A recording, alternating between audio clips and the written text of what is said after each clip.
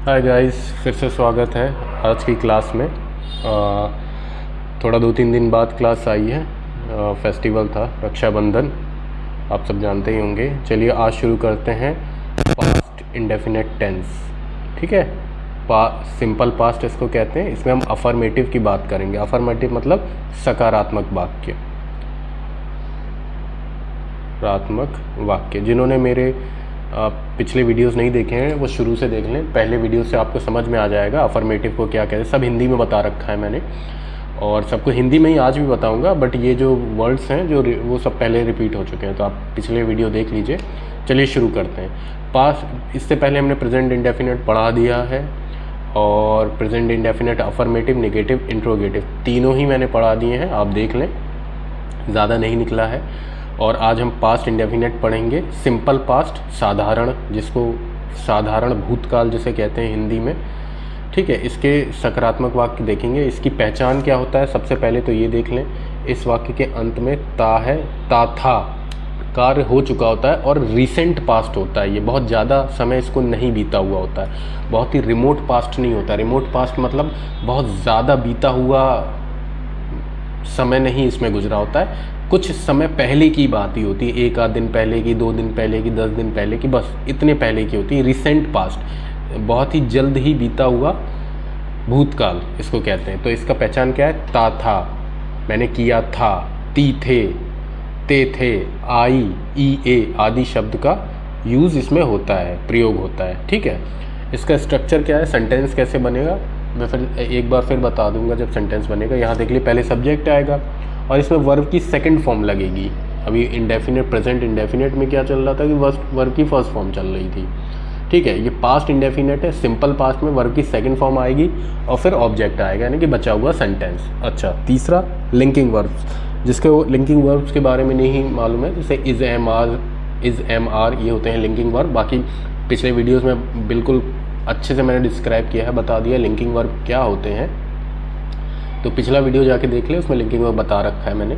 तो linking verb जब हम यूज़ करेंगे, और लिंकिंग वर्ब क्या होते हैं ये भी मैंने बता रखा है, तो हम लोग वाज और वर का यूज़ करेंगे वहाँ पे। वैसे इसमें नहीं आएगा, नॉर्मल सेंटेंस में हम वाज और वर का यूज़ नहीं करेंगे, केवल सब्जेक्ट वर्ब की सेकंड फॉर्म प्लस ऑब्जेक्ट। बस जब हम लिंकिंग वर्ब वाले सेंटेंसेस बनाएंगे, वाक्य बनाएंगे, तब हम वाज और वर का यूज़ करेंगे। चलिए अब कुछ सेंटेंसेस को हम, यह है सब्जेक्ट प्लस वर्ब की सेकंड फॉर्म प्लस ऑब्जेक्ट। पहला सेंटेंस है, उन्होंने एक गाना गाया।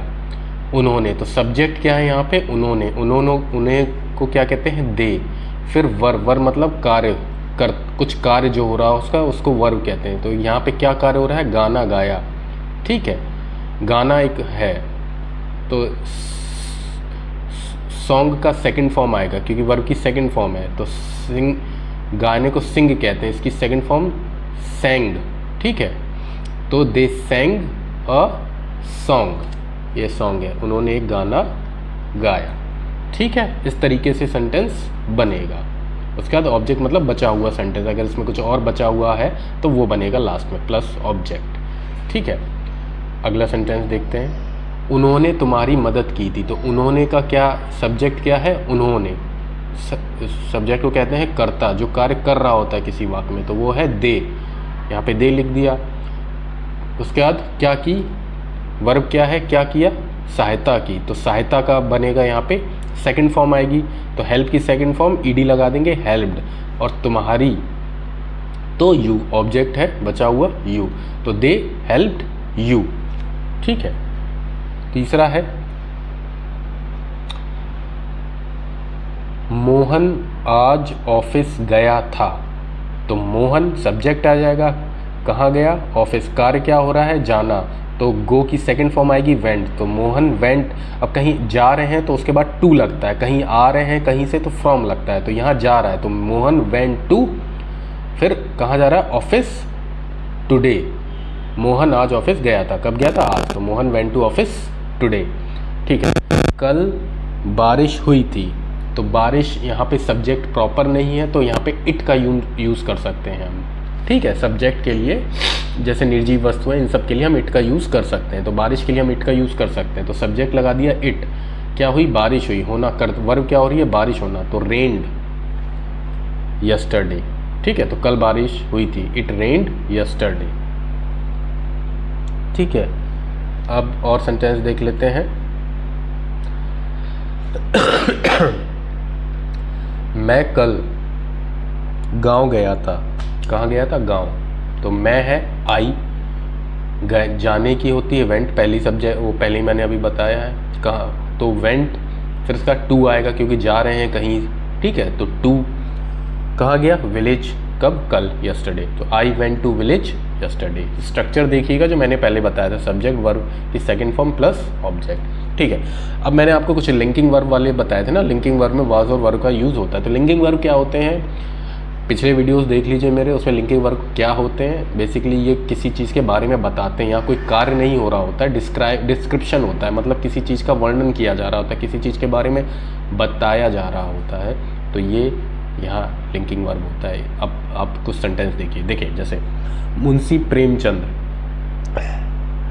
एक महान कवि थे। तो यहाँ पे कोई कार्य थोड़ी ना हो रहा है, बताया जा रहा है कि मुंशी प्रेमचंद एक महान कवि थे। ऊपर के जो सेंटेंसेस हैं उनमें कुछ काम हो रहा है, कि जैसे बारिश हुई, उन्होंने एक गाना गाया, उन्होंने मेरी मदद की।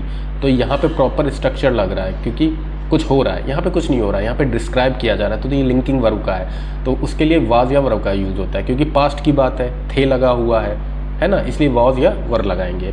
तो मुंशी प्रेमचंद, ठीक है, सब्जेक्ट आ गया।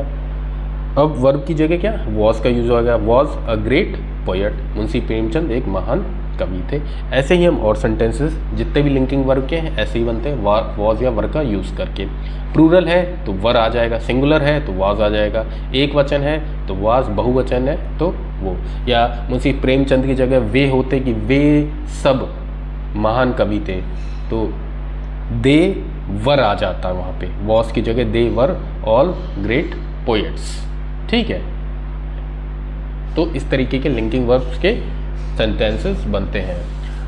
वीडियो यहीं ख़त्म करते हैं। कल हम लोग इसी में नेगेटिव करेंगे। नेगेटिव के थोड़े से नियम अलग हैं, यहाँ वर्ब की सेकंड फॉर्म आती है, वहाँ नहीं आएगी, बस यही ध्यान रखना है। और सेंटेंसेस बिल्कुल पूरे हो जाएंगे, आसानी से समझ में आ जाएंगे। ठीक है गाइस, थैंक यू।